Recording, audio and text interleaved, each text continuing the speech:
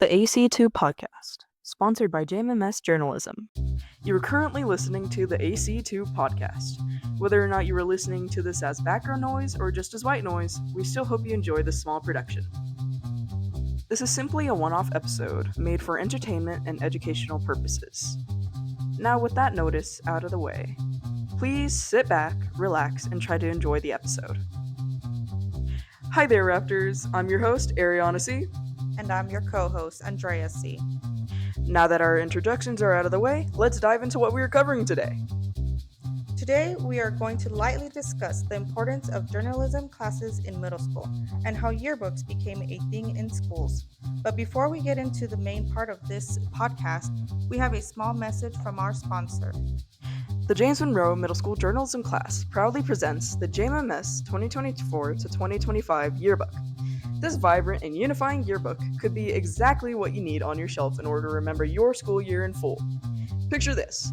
Maybe you feel like looking back at all the classmates you miss, or maybe you just feel like reminiscing on memories from your middle school years. The JMMS 2024 to 2025 yearbook can help you with that. Though don't forget that we have a limited supply of yearbooks. They are available for purchase online at jamesmonroe.aps.edu until May 8th, 2025. So get your yearbook while you can for just $55. Please remember that on May 12th and May 16th, during both A and B lunch, the pre-ordered yearbooks will be passed out and remaining yearbooks will be available for purchase while supplies last. Now let's move on to the rest of this episode.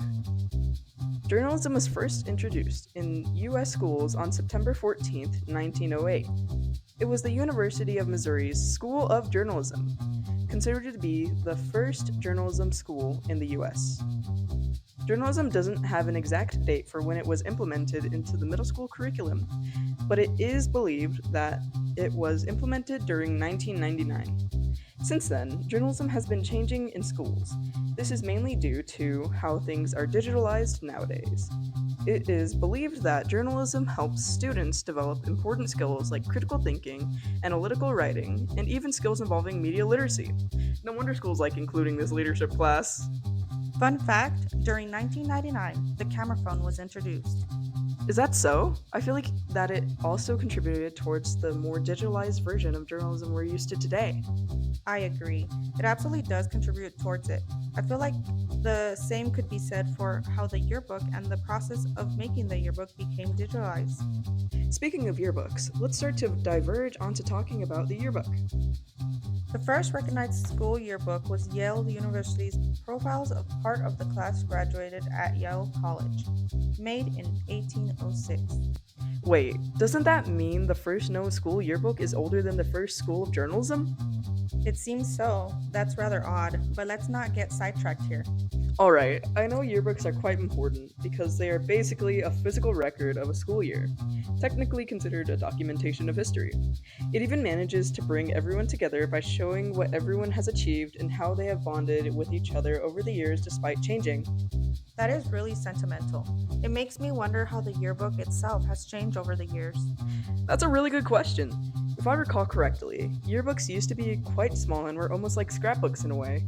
But now, due to digitalization, we have more access to tools that led towards the making of its current iteration. Compared to its previous renditions, yearbooks in the present have more content and creative layouts.